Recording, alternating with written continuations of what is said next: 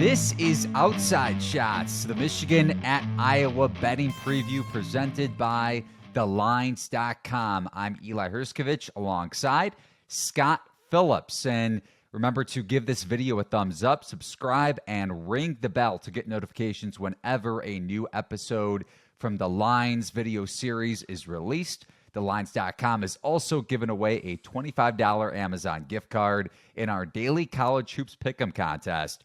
For more details, head over to play.thelines.com. And as always, join the Lines Discord channel to get notifications when we place bets on our college basketball games. For myself, Scott, or both of us having the same bet, you can also subscribe to The Lines on Apple Podcast for the Outside Shots long-form podcast where we discuss college basketball betting at length, and a new episode will be out this Monday. So heading over to thelines.com and looking at the latest odds for Michigan at Iowa. Scott, Iowa opened at -4.5, now as high as -6, but pretty much -5.5 everywhere. So that means if you were to bet $110 on Iowa -5.5, you would win $100.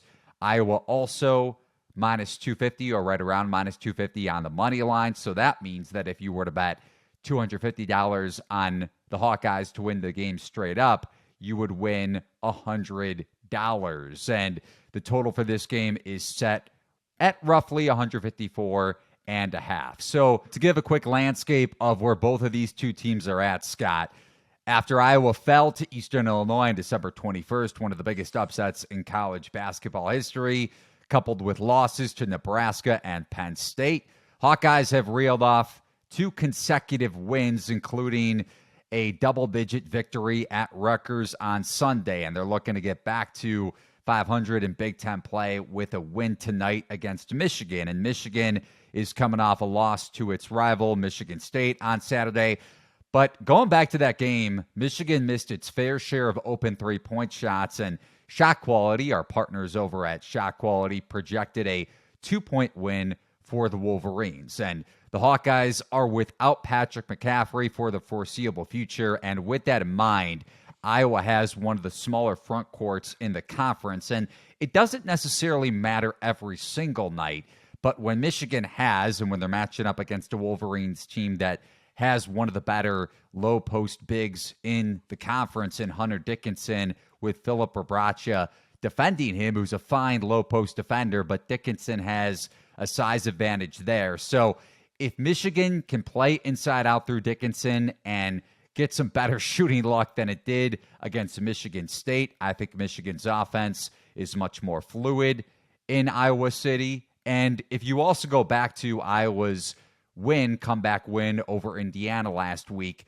Trace Jackson Davis dominated in that game. So Iowa's low post defense was exploited, even though the Hawkeyes were able to come back against the Hoosiers. And it also shouldn't be underlooked how well Michigan's defense is playing in Big Ten play. I'm really high on this Michigan team in regards to where they're projected and where they're considered in the betting market as 5.5, 6-point dogs at Iowa. They are the top-rated adjusted defensive efficiency, or they have the top-rated adjusted defensive efficiency in Big Ten play, allowing 0.88 or just about 0.88 points per possession to the average Division I opponent. And they're also allowing the second lowest assist rate in Big Ten play, forcing a lot of isolation scoring. And this is a Hawkeyes team that relies on ball movement with Chris Murray and cuts to the basket. Doug McDaniel is a major upgrade for this Michigan defense over Jalen Wellen, too. Jalen Llewellyn, the Princeton point guard, who's out for the season, or the transfer over from Princeton. So I think Michigan keeps this game within 2 possessions from their improvement defensively, and again, their edge down low with Hunter Dickinson. I bet Michigan +6. I would bet this down to +5.5. What say you, Scott? I'm kind of leaning with you, Eli, but I will say that both of these teams scare the crap out of me. Iowa, as you've mentioned, can be really, really inconsistent during stretches of time. You look at the second half to the Eastern Illinois loss, the start to the game they had against Indiana, where they were just getting slaughtered at home before Fran McCaffrey T kind of settled things down and turned the tide there. But with this matchup, again, I think Chris Murray has a chance to really do some nice things, and the Iowa offense always bases their actions around him. But, with Michigan's defense, you can throw some sizable wings like Terrence Williams and Jet Howard to try to slow Murray down. For me, I'm looking at potentially betting a live over, particularly if this is a slow start.